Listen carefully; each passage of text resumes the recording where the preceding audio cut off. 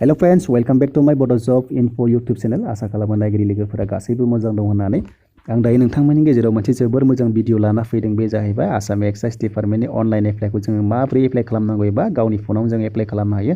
थ' नोंथांमोना बाहेरायाव थांनानै एप्लाइ खालामलायनो गोनांथि गैया। नोंथांमोना गावनि फनावनो एप्लाइ खालामनो हागोन।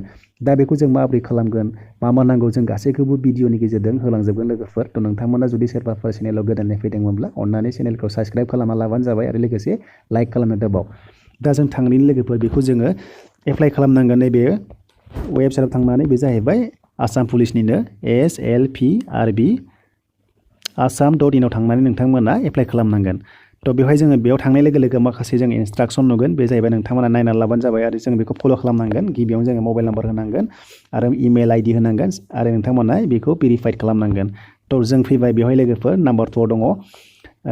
नोंथांमोननि फट'ग्राफआ मिलायनानै लानांगोन। नोंथांमोना मेक्सिमाम 200 KB जानांगोन आरो बिनि बारा जानो मोननाय नङा। आरो नोंथांमोना बेखौहाय फट'खौ खेबनाय जानांगोन 2020 जानुवारिनि उनावहाय। आरो नोंथांमोननि बेकग्राउन्डआहाय गुफुर कालारनि जानांगोन। आरो जों फैबाय लोगोफोर साइनावहाय। साइननिया मेक्सिमाम 100 KB जानांगोन मेक्सिमाम, आरो बिनि बारा जानो मोननाय नङा। जुदि बाराबा नोंथांमोना बेहाय साबमिट खालामनो हानाय नङा। आरो लोगोसे नोंथांमोना बेखौहाय व्हाइट पेपाराव ब्लेक नङाब्ला ब्लुजों होनानै स्केन खालामनानै आपल'ड खालामबानो जाबाय।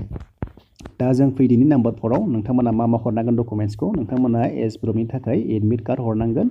HS पासनि एबा HSLCनि एबा बार्थ सार्टिफिकेटफोर जागोन। आरो लोगोसे दङ मार्कशीट हरनांगोन नोंथांमोना। आरो बिनि उनाव दङ कास्ट सार्टिफिकेट हरनांगोन। आरो नोंथांमोना दंबावो एमप्लयमेन्ट एक्सचेन्ज कार्ड हरनांगोन। आरो नोंथांमोना जुदि EWS एरियानिब्ला नोंथांमोना प्रुफ हरनांगोन। आरो बेखौ नोंथांमोना बिनि मेक्सिमाम साइजआ जाहैबाय 100 KBनिफ्राय लानानै 250 KBनि गेजेराव खालामनानै नोंथांमोना बेखौ आपल'ड खालामनांगोन। दा बेखौ जों बुजिबाय लोगोफोर। आरो बेवहाय नोंथांमोना नुनो मोनदों एप्लिकेशन स्टेटासखौहाय। बे जाहैबाय बेनि एप्लाइ डेटआ जादोंमोन 16 जुननिफ्राय जादों आरो बिनि लास्ट डेटआ लोगोफोर जुलाइनि 6 सिम थांगोन बियो। आरो नोंथांमोना बेहाय एडमिट आरो एग्जाम डेटखौ माखासे समनि गेजेराव अफिसियेल नटिफिकेसनावहाय नुनो मोनगोन। दा जों फैदि लोगोफोर, जुदि नोंथांमोना रेजिस्टार खालामखांनायनि उनाव लगइन खालामनानै नायनोब्ला नोंथांमोना नैबेवहाय नोंथांनि फन नाम्बारखौ होबानो जाबाय आरो नैबेवहाय नोंथांनि डेट अफ बार्थखौ होनानै नोंथांमोना लगइन खालामनानै एप्लिकेशन स्टेटासखौ नायनो हागोन। दा जों थांदिनि लोगोफोर गोदान केन्डिडेटआव। थ' नोंथांमोना गिबियावनो बेवहाय नोंथांनि नेमखौ होनांगोन आरो नोंथाङा जुदि मिडिल नेम दंबा बेयाव होनांगोन। आरो नोंथाङा लास्टआव टाइटेलखौ होबानो जाबाय नैबेयाव लास्ट नेमाव। आरो जोङो नोंथांनि बेवहाय फन नाम्बारखौ होबानो जाबाय आरो इमेल एड्रेसखौ नैबेयाव होनांगोन इमेल एड्रेसाव। आरो एक्सचेन्ज नाम्बारखौ नैबेयाव होनांगोन। आरो नोंथाङा मिनिमाम क्वालिफिकेसनखौ बाव होनांगोन। बेसेबां दङ 10 पासनिफ्राय लानानै 12 पाससिम। थ' बेवहाय मोननै अपसन फैगोन। बेवहाय हमना ला आङो HS पास बा HS खौ होबाय आरो नोंथाङा नैबेवहाय नोंथांनि कास्टखौ होबाय।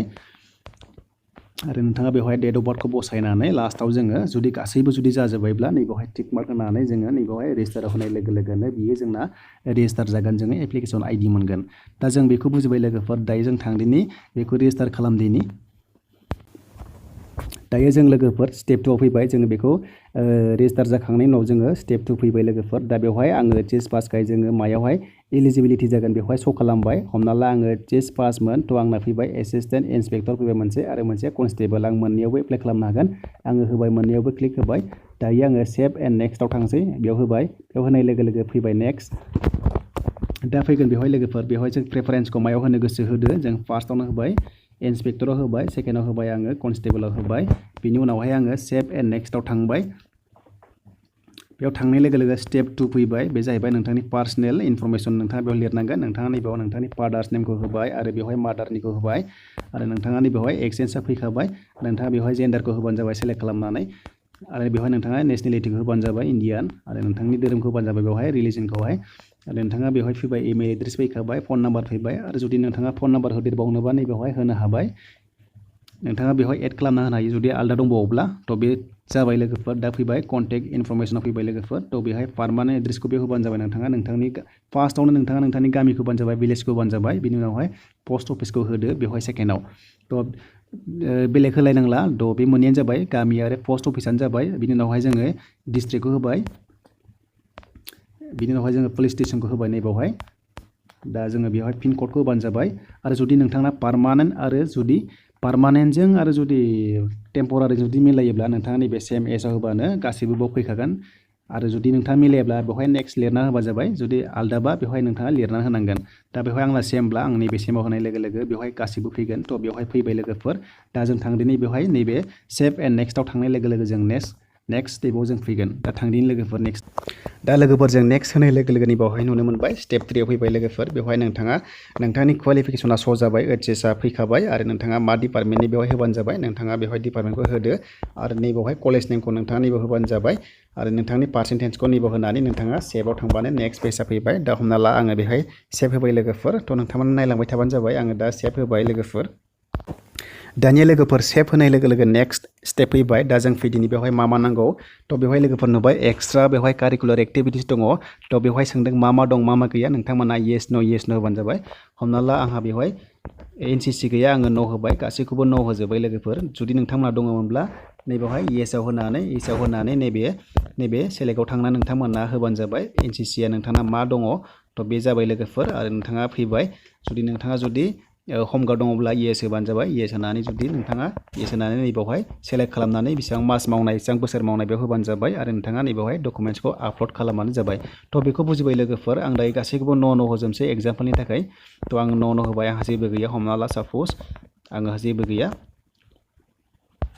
थ' आङो दाना नेक्स्ट थांदिनि लोगोफोर नेक्स्ट थांनाय लोगो लोगो पेज फैगोन एक्सट्रा दा फैबाय डकुमेन्ट्स आपल'ड खालामनांगोन लोगोफोर आं बुंदोंमोन ना जे नोंथांमोना डकुमेन्ट्सखौ मिलायना लानांगोन बे जाहैबाय 100 केबिनिफ्राय लानानै नोंथांमोना 250 केबिनि गेजेराव खालामनांगोन आरो लोगोसे आपल'ड खालामनांगोन थ' बिनि बाराबा नोंथांमोना आपल'ड खालामनो हानाय नङा एक्सेप्ट जानाय नङा थ' दानिया फैबाय लोगोफोर गिबियावनो जों एज प्रुफ फैबाय एज प्रुफखौ नोंथांमोना एडमिट कार्डखौ हरनांगोन क्वालिफिकेसननि 10 पासनि एडमिट कार्डखौ नोंथांमोना बेवहाय होबाय आरो जों नेक्स्टआव फैबाय डकुमेन्ट्सआव थ' नोंथांमोना सार्टिफिकेट हरनांगोन पासनि सार्टिफिकेट हरबाय मेट्रिक पासनि बा मेट्रिक पासनि आरो जुदि नोंथाङा एचएसनि बा एचएसनिखौ बेवहाय हरबाय आरो नोंथांमोना नैबेवहाय हरनो हाबाय फट'खौ नोंथाङा नैबेवहाय होबानो जाबाय नैबेवहाय नोंथांमोना नैबेयाव थांनानै ब्राउजाव थांनानै होबानो जाबाय फट'खौ सेलेक्ट खालामनानै आपल'ड खालामबानो जाबाय आरो लोगोसे दंबावो नैबेवहाय दङ सिगनेचारखौ नोंथाङाबो थिग बेबायदिनो होनानै ब्राउजाव थांनानै नोंथाङा बबेयाव दोनदों बेखौ लाना फैनानै आपल'ड खालामबानो जाबाय दा थिग बिदिनो गासैखौबो जों बिदिनो खालामनानै नोंथांमोना लास्टआव नैबेवहाय सेभ एन्ड प्रिभिउआव थांनानै नोंथांमोना नायनो हागोन नोंथांमोना गासैखौबो डिटेल्सखौ मा होखो गासैखौबो नायनो हागोन आरो जुदि नोंथांमोना नायफिनोब्ला नैबे प्रिभियासआव थांनानै नायनो हागोन आरो नोंथांमोना नैबे सेभ एन्ड नेक्स्टआव जों थांदिनि जास्ट एग्जाम्पलनि थाखाय जों थांदिनि लोगोफोर बेवहाय आङो सर्ट बुंगासिनो नोंथांमोना बुजिखाबाय जानांगौ दा जों थांदिनि थ' लोगोफोर जों बेखौ साबमिट खालामनाय लोगो लोगो जों नैबे लास्ट पेजखौ नुबाय थ' बेवहाय दङ लोगोफोर गासैबो नोंनि गासैबो बाय'डाटाया माने श' जाबाय बेवहाय मा दंमोन नोंथांमोना नुनो मोनफिनबाय थ' गिबियावनो दंमोन जोङो प्रेफारेन्सखौ मोनदोंमोन एसिस्टेन्ट इन्सपेक्टराव मोनदोंमोन मानो होनब्ला आङो एचएस पासखाय बेवहाय मोनदोंमोन आरो प्रेफारेन्सआ सेकेन्डआव दङ कनस्टेबल फैबाय थ' बेवहाय गासैबो एप्लिकेसन आइडि नाम्बार फैबाय नेम फैबाय फादार्स नेम फैबाय गासैखौबो नोंथांमोना चेक खालामबानो जाबाय पारमानेन्ट गासैबो जों बेवहाय एड्रेस जों नुजोब्बाय आरो बेवहाय नोंथांमोना जुदि डकुमेन्ट्सखौ नायनोब्ला नैबेवहाय नायनो हागोन जुदि एज प्रुफ नायनोबा नोंथांमोना नैबाव थांनानै नायनो हागोन गासैखौबो जोङो रिभिउ खालामनो हागोन नोंथांमोना जुदि माबाफोर डाउट दङब्ला आरो जुदि नोंथांमोना जुदि गासैबो जुदि कारेक्टब्ला नोंथांमोना नैबाव थांनानै साबमिट खालामबानो जाबाय साबमिट खालामनाय लोगो लोगो फाइनाल साबमिटनि अटिपि फैगोन लोगोफोर आरो नोंथांमोना अटिपिखौ होबासो लास्ट फाइनाल साबमिसन जागोन दा बेखौ होनाय लोगो लोगो जोंनि नाम्बारावहाय मबाइल नाम्बाराव अटिपि फैगोन गासै 4 फैगोन थ' नोंथांमोना बेखौहाय होबानो जाबाय आरो जुदि नोंथांमोना इडिट खालामबा नैबे इडिटआव थांनानै नोंथांमोना इडिट खालामनो हागोन दा जों हमना ला मोनसे जों नायदिनि एज प्रुफखौहाय जों मा हरखो हमना ला आं बेखौ होबाय लोगोफोर हमना ला नैबे मोनसे आंनि एज प्रुफ थ' नोंथांमोना आंनि बेयाव फट'खौनो होथ'बाय आं जास्ट एग्जाम्पल थाखाय बे आंनि फट'खौ होबाय लोगोफोर थ' नोंथांमोना बेवहाय एज प्रुफखौ होनांगोन थ' नोंथांमोना जुदि माबाफोर जुदि मिस्टेक जादोंब्ला नोंथांमोना बेवहाय थांनानै इडिट खालामनो हागोन थ' नोंथांमोना बेखौ चेन्ज खालामनो हागोन दा लोगोफोर बेहाय आङो ओरैनो जास्ट एग्जाम्पलनि थाखाय बे आंनि फट'खौनो होथ'बाय थ' नोंथांमोना बेखौ नुदों थ' आङो दायो बेखौ क्ल'ज खालामबाय जुदि गासैबो जाजोबोबा नोंथांमोना नैबे साबमिट बाटनाव थांनानै नोंथांमोना क्लिक खालामबानो नोंथांमोनाव अटिपि फैनानै नोंथांमोना लास्ट फाइनाल साबमिसन नोंथांमोना होनो हासिगोन नैबेवहाय थांनानै नैबे लास्ट नाम्बार 5आव नोंथांमोना होयोब्ला नोंथांमोना एप्लिकेसनखौ मोनसिगोन एबा डाउनलड खालामनो हासिगोन थ' लोगोफोर नोंथांमोना भिडिअखौ नायना मोजां मोनदोंबा लाइक खालामबानो जाबाय आरो साबस्क्राइब खालामबानो जाबाय आरो आं बेखिनियावनो लोगोफोर भिडिअखौ दिनै फोजोबथ'बाय